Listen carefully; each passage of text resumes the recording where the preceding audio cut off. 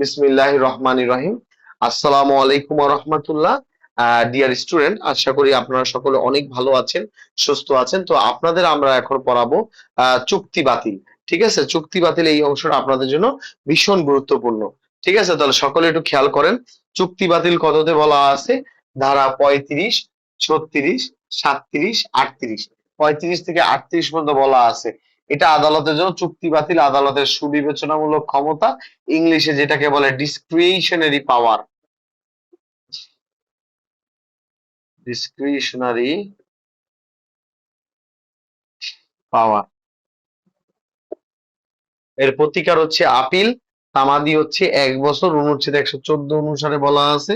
এবং court fee হচ্ছে ad valorem court fee, মূল্যানুপাতিকারে কোর্ট ফি। কোর্ট ফি হচ্ছে অ্যাড ভ্যালোরাম কোর্ট ফি, মূল্যানুপাতিকারে কোর্ট ফি।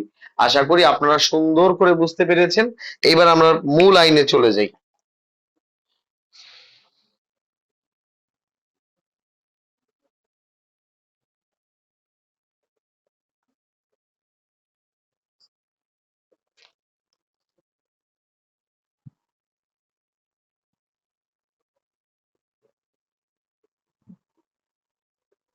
সবাই সুন্দর করে 35টা লিখে ফেলেন। ধারা 35টা হচ্ছে এটা সবচেয়ে ইম্পর্টেন্ট ধারা।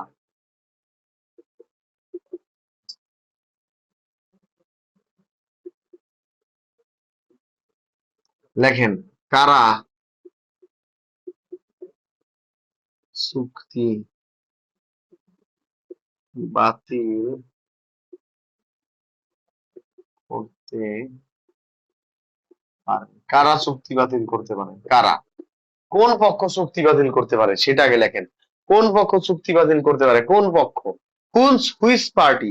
কোন পক্ষ চুক্তি বাতিল করতে পারে? মাথায় রাখবেন সবাই। সবাই একটু লেখেন না। চুক্তি একটা খুব কঠিন জিনিস। চুক্তি যে কেউ বাতিল করতে পারে না। আপনার সাথে আমার কন্ট্রাক্ট হয়েছে, আরেকজন কেন এসে বাতিল করবে আপনাকে? চুক্তিটা খুবই কঠিন একটা জিনিস। মানে আপনার সাথে আমার 1 to 1 কন্ট্রাক্ট হয়েছে, তাহলে এখানে আপনার বাবা এসে এই চুক্তি বাতিল করতে পারবে না। তো চুক্তি, কন্ট্রাক্টটা খুবই স্ট্রিক্ট একটা জিনিস। আপনার সাথে আমার চুক্তি হয়েছে, আপনার বাপ মেয়ে এসেও চুক্তি বাতিল করতে পারবে না। তো চুক্তি একটা কঠিন জিনিস। তাহলে এই জন্য যেহেতু কঠিন জিনিস, তাহলে উভয় পক্ষ ব্যতীত পারে না। উভয় পক্ষ, উভয় পক্ষ, উভয় পক্ষ পারে, উভয় পক্ষ পারে। এই দুই দুই পক্ষ চুক্তি করে, তাহলে এর মধ্যে মধ্যে যে কোনো ব্যক্তি তো চুক্তি বাতিল করতে পারে। ঠিক আছে, এই দুইজনের মধ্যে কন্ট্রাক্ট হয়েছে, তাহলে অবশ্যই এই দুইজনের মধ্যে একজন পারে। উভয় পক্ষ পারে। তারপর দ্বিতীয় কে পারে? দ্বিতীয় পারে হচ্ছে স্বার্থ সংশ্লিষ্ট ব্যক্তি।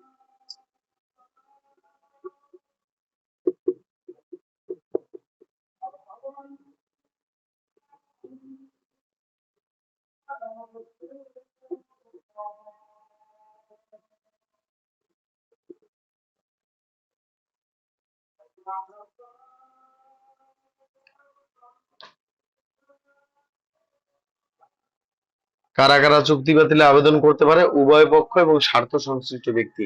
এরা শুধু বাতিল করতে পারে, এছাড়া কেউ পারে না। চুক্তি একটা খুব কঠিন একটা জিনিস। আপনার সাথে আমার চুক্তি হয়েছে, মানে আপনার বাবা এসেও এই চুক্তি বাতিল করতে পারবে না। আমার কথা কি ক্লিয়ার বুঝছেন কিনা বলেন? আপনার সাথে আমার কন্ট্রাক্ট হয়েছে, আরেকজন কেন এসে চুক্তি ভঙ্গ করবে? চুক্তিটা অনেক কঠিন একটা জিনিস, অনেক ভেরি টাফ একটা জিনিস। চুক্তি আপনার সাথে আমার হয়েছে, আরেকজন এসে কেন ভঙ্গ করবে চুক্তি? তাহলে চুক্তি উভয় পক্ষ পারে, আর স্বার্থ যার আছে সেই পারে। এছাড়া পৃথিবীর কোনো মানুষ পারে না। এটা আপনাদের জন্য ভীষণ ভীষণ গুরুত্বপূর্ণ। উভয় পক্ষ, স্বার্থ সংশ্লিষ্ট ব্যক্তি ছাড়া আর কেউ চুক্তি ভঙ্গ বাতিল করতে পারে না।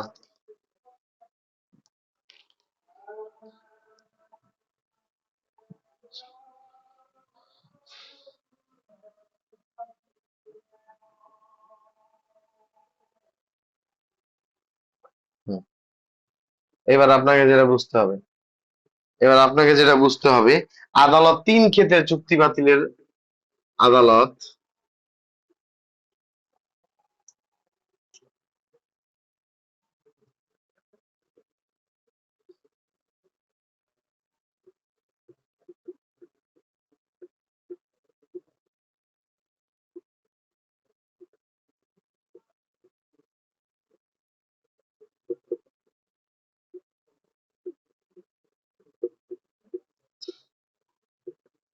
আদালত 3টি ক্ষেত্রে চুক্তি বাতিলের আদেশ দেন। লিখে ফেলেন। আদালত তিনটি ক্ষেত্রে চুক্তি বাতিলের আদেশ দেন, পারবেন না ইনশাআল্লাহ? আদালত তিনটি ক্ষেত্রে চুক্তি বাতিলের আদেশ দেন। এক হচ্ছে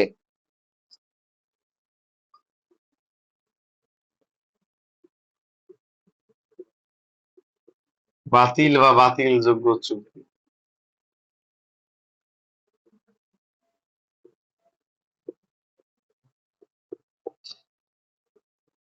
ফলাফল হচ্ছে চুক্তি বাতিল।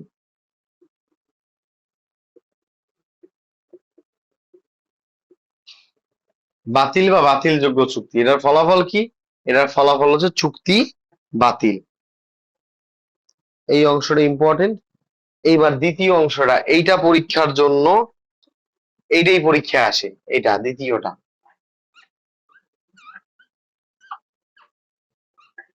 যে চুক্তি অবৈধ কিন্তু আপাত দৃষ্টিতে বৈধ, এটাই পরীক্ষা আসবে। একটা চুক্তি অবৈধ কিন্তু দেখতে বৈধ বৈধ লাগে, মানে দেখতে হালাল হালাল লাগে কিন্তু জিনিসটা হারাম। ঠিক আছে, দেখতে বৈধ বৈধ লাগে, দেখতে হালাল হালাল লাগে কিন্তু জিনিসটা কি, হারাম। ঠিক আছে, আমাদের জীবনে অনেক অনেক সময় অনেক কিছু আসে যে দেখতে আসল আসল লাগে কিন্তু নকল, দেখতে আসল আসল লাগে কিন্তু নকল, দেখতে হালাল হালাল লাগে কিন্তু নকল, দেখতে সত্য সত্য লাগে কিন্তু মিথ্যা। কথা বুঝেন না নাকি? বুঝছেন না বুঝেন না এই কথাটা? দেখতে শুনতে সত্য সত্য লাগে, আসলে মিথ্যা। দেখতে আসল আসল লাগে কিন্তু নকল, দেখতে বৈধ বৈধ মনে হয় আসলে অবৈধ। এই যে পরীক্ষায় এইটাই আসে, এই জন্য নীলকালি দিছি এটা। এটার ফলাফল হচ্ছে চুক্তি বাতিল।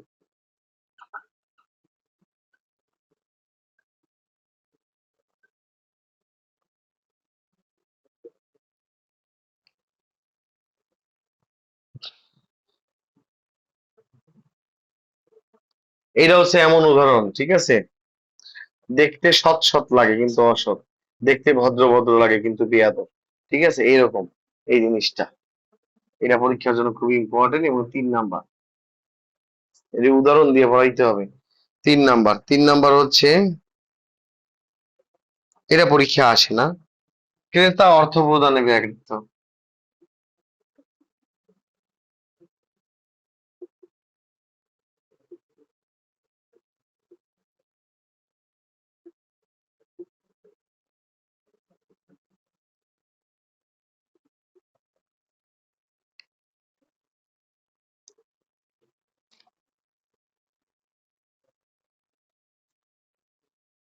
ফলাফল চুক্তি বাতিল।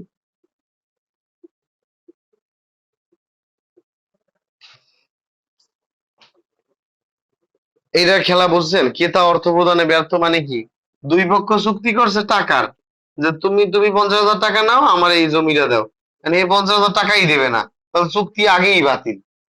এর সাথে আর জমি নিয়ে কন্ট্রাক্ট, যে তোমার আমি 50 লাখ টাকা দেবো, তুমি তোমার জমি আমারে দিবা। এখন চুক্তি করছে এটা, এখন পরে কি করলো, বেটা জমি নিয়ে আসছে, জমি নিবেন না, ওকে আমি জমি নিতে পারি 100, আমি তোমার কোনো টাকা দিব না। কত বড়, ঠিক আছে, কত বড় মামু বাড়ি আবদার নিয়ে আসছে, যে হে টাকা দিতেই চায় না, জমি চায়, টাকা দিতে চায় না। এই একটা অবস্থা। সে জমি চায় কিন্তু বলছে তোমার জমি তুমি আমার দিতে মন চাইলে দিয়ে দাও, কিন্তু আমি তোমার টাকা দিতে পারবো না। কথাটা বলার সাথে সাথে চুক্তিটা বাতিল হয়ে যাবে। আমার কথা কি বুঝছেন না বুঝেন নাই? এইটা বুঝছে, এটা বুঝছেন কিনা বলেন, 3 নাম্বারটা আমি সব বুঝাবো, কিন্তু এই কথাটা বুঝছেন? দেন আপনার সাথে আমার একটা জমির চুক্তি হয়েছে, যে তোমার জমি আমি 50 লাখ টাকা নাও, তোমার জমিটা আমারে দাও। আর হে কয় যে জমি আমি দিতে, তোমার জমি মন চাইলে আমার দিয়ে দাও, কিন্তু আমি তো আর 50 লাখ কে 50 পয়সা দিতেও রাজি না।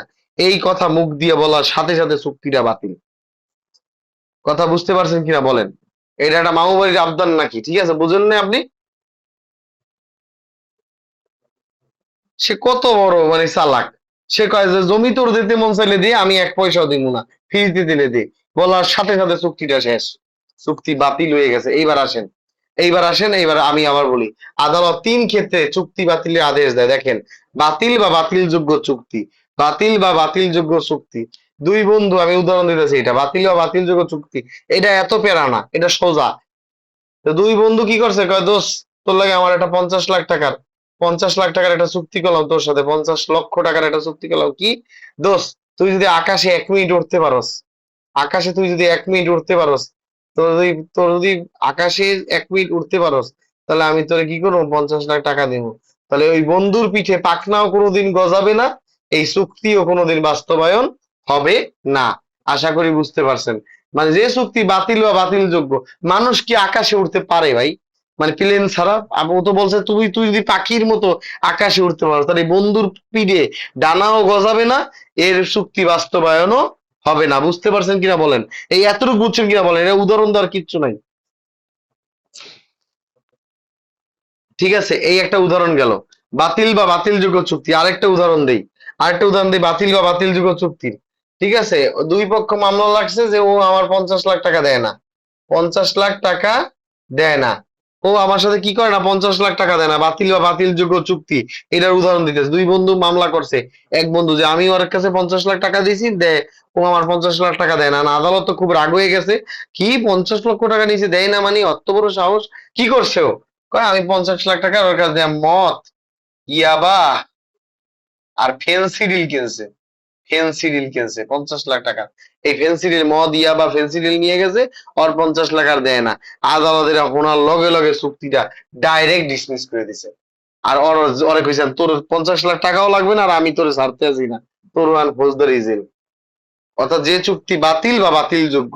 তাহলে এই উদাহরণটা বুঝছেন কিনা বলেন? বন্ধুর পিঠে পাখাও গজাবে না, চুক্তিও আর কার্যকর হবে না, বাতিল।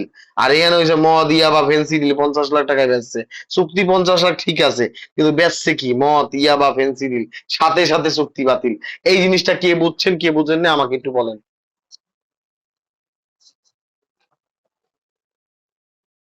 বুঝছেন নাকি বুঝেন না আমাকে একটু বলেন। এখানে আর বোঝানোর কিছু নাই, ফলাফল চুক্তি বাতিল। ঠিক আছে, এবার 3 নাম্বারটা বোঝেন। 2 নাম্বারটা আমি উদাহরণ দিয়ে বোঝাবো, একটা খুব লেজেন্ডারি উদাহরণ একটা দিয়ে বোঝাবো। 2 নাম্বারটা একটা পরীক্ষা আসবে। আপনি প্রথমটা বুঝছেন কিনা বলেন?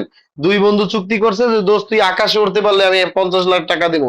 ওই বন্ধুর পিঠে পাখাও গজাবে না, 50 লাখ টাকাও আর হবে না, চুক্তি বাতিল। একজনে আসে 50 লাখ টাকার মামলা নিয়ে, যে ও আমার 50 লাখ টাকা দেয় না। আদালত বলছে কেন?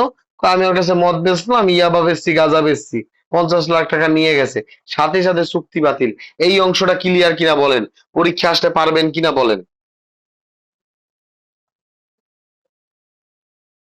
পারলে ইয়েস বলেন, ইয়েস বলেন।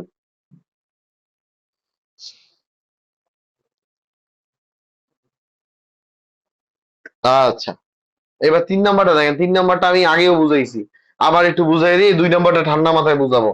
ক্রেতা যখন অর্থ প্রদান করতে ব্যর্থ হয়, অর্থাৎ কি, এর লাগে জমি বিক্রির কথা চলতেছে, যে তুই জমি নিমু, 50 লাখ টাকা দেবা, 50 লাখ লাখ টাকা দিবা।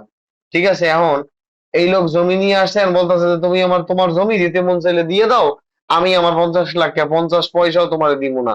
এই কথাটা বলার সাথে সাথেই চুক্তি বাতিল হয়ে গেছে। ক্রেতা অর্থ দেবে না, এটা কথা হইলো? ও জমি বেচবো, ও টাকা নাকি দেবে না? টাকা না দিলে এই চুক্তি হয়? চুক্তি বাতিল। এই দুইটা জিনিস আপনাদের আর বোঝানোর কিছু নাই। এইবার হচ্ছেন, যে চুক্তি আপাত দৃষ্টিতে বৈধ, অবৈধ কিন্তু, যে চুক্তিটি অবৈধ কিন্তু আপাত দৃষ্টিতে বৈধ, যে চুক্তিটা যে জিনিসটা নকল কিন্তু দেখতে লাগে আসলের মতো, এরকম হয়েছে ব্যাপারটা।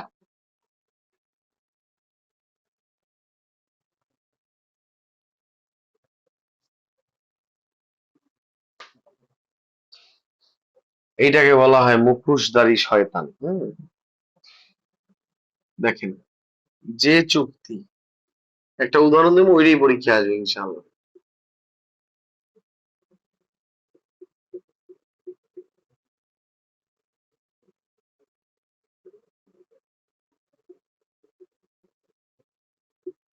যে যুক্তি আপাত দৃষ্টিতে অবৈধ, মানে চোখের দেখায় মনে হয় বৈধ। আপাত দৃষ্টি মানে কি?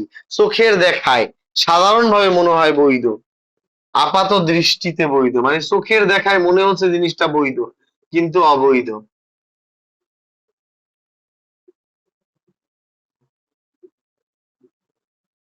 যে চুক্তিটা আপাত দৃষ্টিতে বৈধ কিন্তু জিনিসটা অবৈধ, মানে আপনি চোখের দেখায় মনে করতেছেন যে ইয়েস, এটাই রাইট, কিন্তু আসলে রাইট না, এটা কিন্তু বাতিল।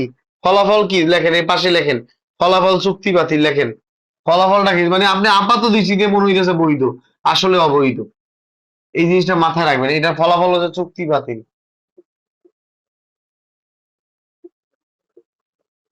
চুক্তি বাতিল। এইবার আসেন একটা উদাহরণ দিয়ে দিই, তাহলে বুঝবেন। এখানে একটা উদাহরণ দিয়ে দিই, সবাই মনোযোগ দিয়ে খেয়াল করেন। কাশিম, কাশিম হচ্ছে একটা অ্যাডভোকেট। কাশিম একজন কি? কাশিম একজন অ্যাডভোকেট, কাশিম একজন আইনজীবী। কাশিম হচ্ছে একজন আইনজীবী। কাশিম হচ্ছে একজন আইনজীবী। এখন উনি করছে কি, খেয়াল করে দেখেন। কাশিম একজন আইনজীবী, উনি করছে কি, কাশিম একজন অ্যাডভোকেট। কাশিম একজন অ্যাডভোকেট। কাশিম অ্যাডভোকেট কাশিম, এই কাশিম একজন অ্যাডভোকেট।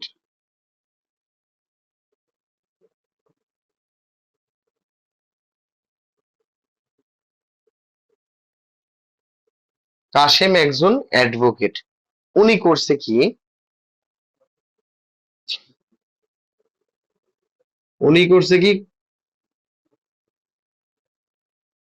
উনি করছে কি, তার মক্কেল, এই যে মক্কেল, তার ক্লায়েন্ট খলিল, তার ক্লায়েন্ট কি খলিল, এই যে খলিল, তার ক্লায়েন্ট খলিল, খলিলের কি করছে, একটা জমি আছিল, তার ক্লায়েন্টের খলিলের একটা জমি আছে, জমি, এই জমির দাম হচ্ছে 50 লাখ টাকা, 50 লাখ টাকা। কাসেম কি করছে, তার মক্কেল খলিলের 50 লক্ষ টাকার জমি ক্যাশ দিয়া, মানে ক্যাশ টাকা, তাও ক্যাশ টাকা দিয়েছে, নগদ টাকা দিয়ে জমিটা কি করছে, ক্রয় করে নিছে, ক্রয়। এই কথাটা বুঝছেন কিনা বলেন। কাশেম একজন অ্যাডভোকেট, সে তার মক্কেল, তার ক্লায়েন্ট খলিলের কাছ থেকে কি করছে, একটা জমি 50 লক্ষ টাকায় কিনে নিয়েছে, মানে ক্রয় করেছে, কিনে নিয়েছে। ঠিক আছে, এই জিনিসটা বুঝছেন কিনা বলেন।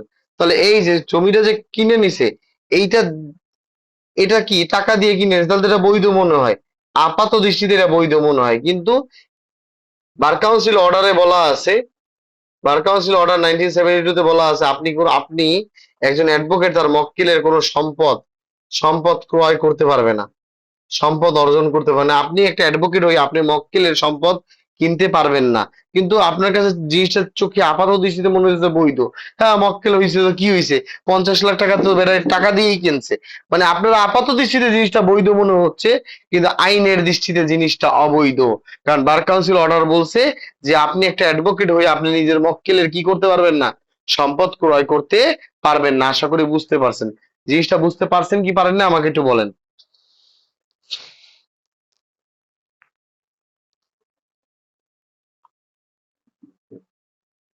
আমি আবার একটু বলি, অনেকে বোঝে নাই। এখানে দুইটা ফ্যাক্টর কাজ করতেছে। কাশেম একটা অ্যাডভোকেট, সে একটা আইনজীবী, বার কাউন্সিলের এনরোলড অ্যাডভোকেট, সে একটা অ্যাডভোকেট। সে কি করছে, তার মক্কেল, তার নিজের মক্কেল খলিলের একটা জমি, 50 লাখ টাকার একটা জমি সে কিনে ফেলছে, টাকা দিয়েই কিন্তু কিনছে, ক্রয় করে, এক নগদ টাকায় কিনছে, ক্রয় করে 50 লাখ টাকা দিয়ে ক্রয় করে কিনছে, 50 লাখ টাকা দিয়ে কিনছে, সে কিনছে। তাহলে এই জিনিসটা মানুষের চোখে মনে হচ্ছে বৈধ, যে হ্যাঁ উকিল হলে কি হয়েছে, মক্কেলের জমি সে কি বিনা পয়সায় কিনছে, সে তো টাকা দিয়ে কিনছে, সে কি বিনা পয়সায় কিনছে। মানুষ কইতেছে যে এই আপাত দৃষ্টিতে আর বৈধ, ওরা না আপাত দৃষ্টিতে বৈধ মনে হইতেছে মানুষের কাছে। হ্যাঁ, মক্কেল হয়েছে তো কি হয়েছে, ও অ্যাডভোকেট হয়েছে তো কি হয়েছে, আর মক্কেলের কাছে ফিরিয়ে নিয়েছে, ও তো টাকা দিয়েই নিয়েছে। আমি তো বুঝছি আপনার একটা দোষে ধরছে, আপাত দৃষ্টিতে আপনার কাছে এটা বৈধ মনে হচ্ছে, কিন্তু বার কাউন্সিল অর্ডার বলতেছে আপনি খবরদার, আপনি আপনার মক্কেলের সম্পদ অর্জন করতে পারবেন না, আইনের দৃষ্টিতে সেটা অবৈধ। এই যে এটা পরীক্ষায় আসবে, এটা আইলে অনেকে ধরতেও পারবে না, এটা যদি পরীক্ষা চলে আসে অনেকে এটা ধরতেও পারবে না, মানে এটা মাথার উপর দিয়ে চলে যাবে। ও কি যে লিখবে, এটা চুক্তি বাতিল, ও তো দেখবে যে সবই তো বৈধ, কি হবে, তাহলে মনে হয় দলিলে ভুল করছে, যা দলিল সংশোধন দিয়ে লিখছে।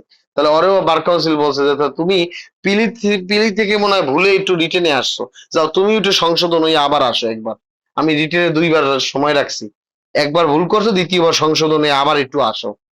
কথা কি বুঝতে পারছেন কি পারেন না বলেন। সবচেয়ে বড় দোষটা করছে বেড়া একটা অ্যাডভোকেট, ওই অ্যাডভোকেটটা যদি না হইতো, সাধারণ মানুষ হতো, তাহলে এই চুক্তিটা বৈধ হইতো, কিন্তু অ্যাডভোকেট ওই আকামটা করছে। সে যেন অ্যাডভোকেট হয়ে গেছে, সে তার নিজের মক্কেলের জমি আইন অনুসারে সে কিনতে পারে না, এটা অসম্ভব। এটা আইন বিরুদ্ধ, সে কিভাবে কিনবে, এটা আইনে নিষেধ করা আছে, কিন্তু সে কি করছে, তার মক্কেলের সম্পদ 50 লাখ টাকা দিয়ে ক্রয় করে নিছে। এটা আপাত দৃষ্টিতে বৈধ মনে হচ্ছে, কিন্তু আসলে চুক্তিটা হবে অবৈধ। এইটাই পরীক্ষা আসবে, এটাই আসবে ইনশাআল্লাহ। এই যে অর্ডার 2 রুলস 6, এই তো হয়ে গেছে, হ্যাঁ। অধ্যায় 2 রুলস 6, এই তো। অধ্যায় 2 বিধি 6, আশা করি বুঝতে পেরেছেন এই অংশটা। আশা করি বুঝতে পেরেছেন। আপনারা কি ক্লিয়ার কিনা বলেন, ক্লিয়ার কিনা বলেন, একদম ক্লিয়ার কিনা বলেন। একদম crystal clear, neat and clean হইতে হবে আপনাকে। ঠিক আছে, আপনি আইন শিখতে আসছেন, আপনার এখানে কোনো মনের ভিতরে প্যাঁচ রাখলে আপনি পরীক্ষার হলে গিয়ে প্যাঁচটা খাবেন। আর যেটা ভুল, খুব মনে মনে যেটা সন্দেহ থাকবে পরীক্ষা, সেটাই এইবার আপনি পারবেন না। তো সুতরাং কোনো প্যাঁচ রাখা যাবে না। এই জিনিসটা বুঝছেন কিনা বলেন, দরকার হলে আরেকবার বুঝাইয়া দিই।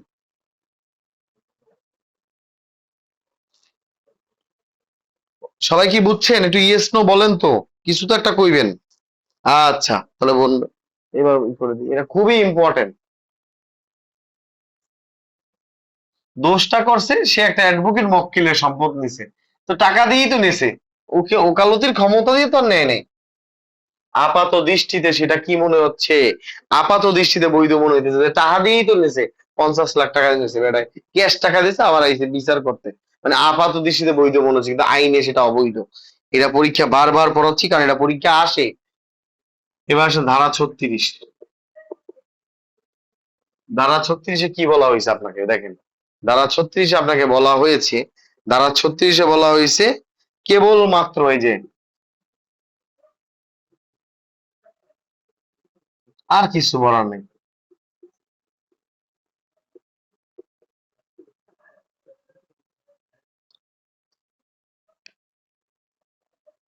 দেশের জন্য চুক্তি বাতিল হবে না, সাধারণ ভুল বা কেবলমাত্র ভুল, সাধারণ ভুল বা কেবলমাত্র ভুলের জন্য আপনার চুক্তি বাতিল, এটা হইতে পারে না, এটা হতেই পারে না।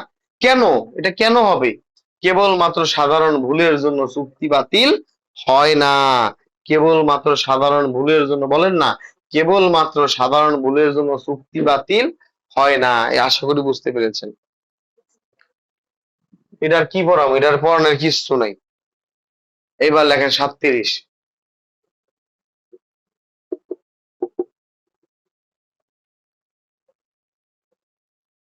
37-এ কি বলা আছে? 37-এ বলা আছে বিকল্প প্রতিকার, এই দেখেন।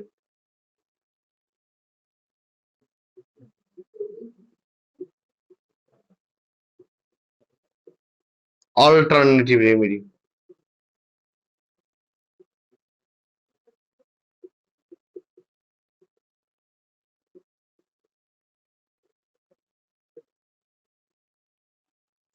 আর 38-এ কি লিখবেন, এই দেখেন 38টা পাশে লিখে রাখেন। 38টা লেখেন চুক্তি বাতিল প্লাস জরিমানা।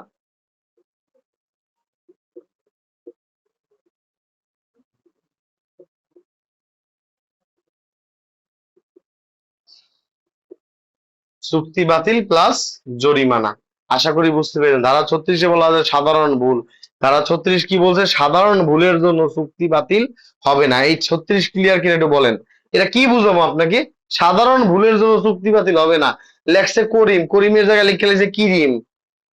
ঠিক আছে, করিমের জায়গায় লাগছে কিরিম, এই যে এই কি রয় রশ্মি দেওয়ার কারণে ওই সাধারণ ভুলের জন্য চুক্তি বাতিল হয় না। হয়েছে কি, এটা কি বুঝছেন কিনা বলেন।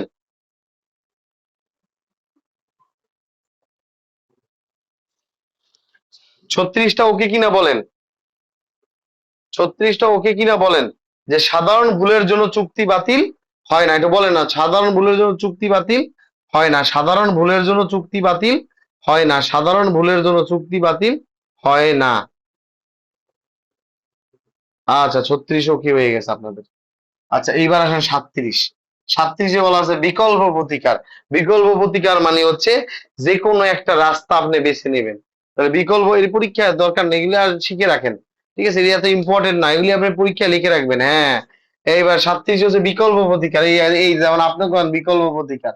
ঠিক আছে, আপনারা প্রিলি পাস করছেন, প্রিলি আলহামদুলিল্লাহ পাস করে ফেলছেন। আর বিকল্প প্রতিকার, হয় রিটেন পাস করে ভাইভাতে যাবেন, রিটেনটা কোয়ালিফাই করে ভাইভাতে যাবেন, আর নতুবা রিটেনে কি করছেন, খারাপ করছেন, আবার রিটেন দেবেন। আপনার দুই রাস্তার এক রাস্তা, কোন রাস্তায় আপনি যাইতে চান? কোন রাস্তাটা যাইতে চান? এটা হচ্ছে, এটাকে বলা হয় বিকল্প প্রতিকার, অল্টারনেটিভ রেমেডি। যে আপনি হয়তো বা যে কোনো একটা, দুইটাই যাওয়ার কোনো সুযোগ নেই, যে কোনো একটা, হয় পিলি পাস করে ভাইভাই যাইবেন, আর নাহলে রিটেনটা ফেল করে কি করবেন, আবার পরের বছর রিটেনের জন্য ওয়েট করবেন। এখন কোনটা চান আপনি? এই যে ধারা 37 এইটাই বলছে, কোনটা চান আপনি? বিকল্প প্রতিকার। এইবার যদি এই কথার আগে বুঝছেন কিনা বলেন? হ্যাঁ, এই তো রাইট হ্যান্ড তো চান। ইনশাল্লাহ রাইট হ্যান্ডের জন্যই তো কষ্ট করতেছি। ইনশাল্লাহ রাইট হ্যান্ডই হবে। এইবার চুক্তির খেলাটাও ঠিক এইভাবে বসায় ফেলান।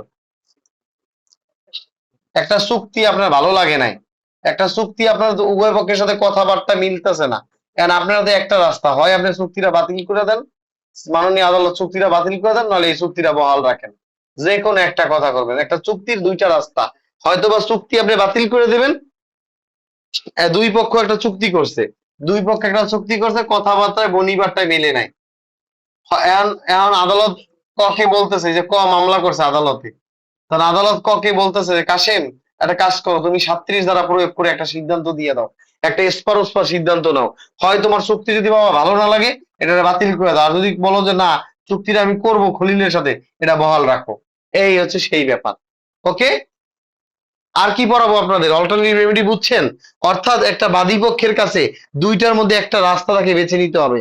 সে ক্ষয়ের সাথে একটা চুক্তি করছে, চুক্তি করার পর আদালতের কাছে একটা মামলা করছে, চুক্তিতে সে সন্তোষজনক অবস্থানে নাই, এমন একটা অবস্থা আছে বাদী চুক্তি বা ভঙ্গ করতে চায়, আবার চুক্তি বাতিলও করতে চায় না।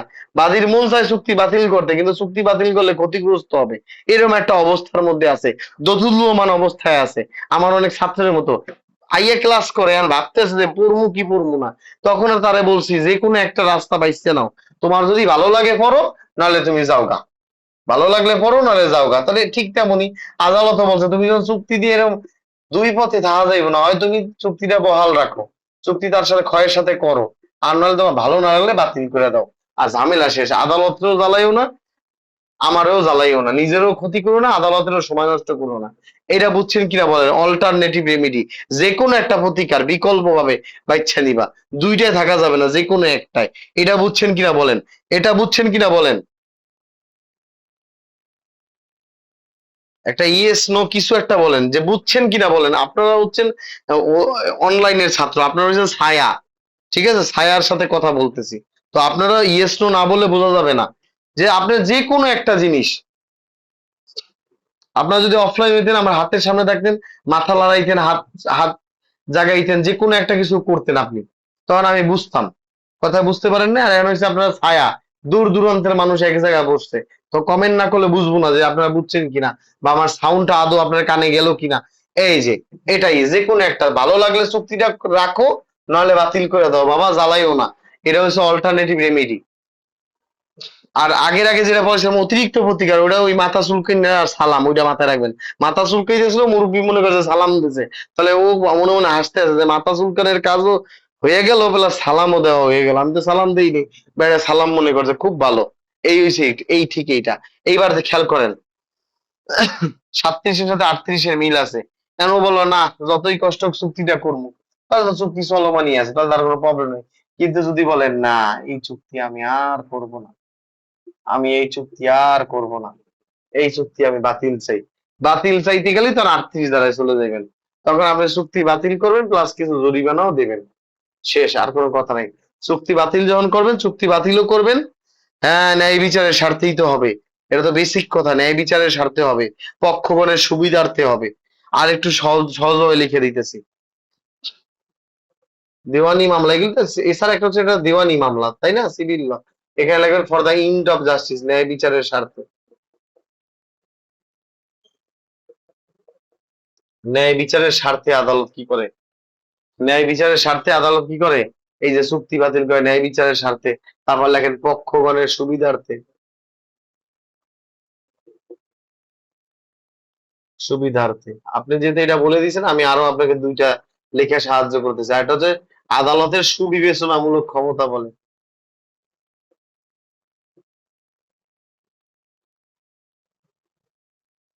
ক্ষমতা বলে। এই যে এগুলি আপনি সুন্দর করে লিখে রাখেন, ন্যায় বিচারের স্বার্থে, পক্ষগণের সুবিধার্থে, সুবিবেচনামূলক ক্ষমতার্থে, তাহলে সবাই বলেন আলহামদুলিল্লাহ, চুক্তি বাতিলটাও শেষ। আর কিছু বলার নাই, বলেন আলহামদুলিল্লাহ।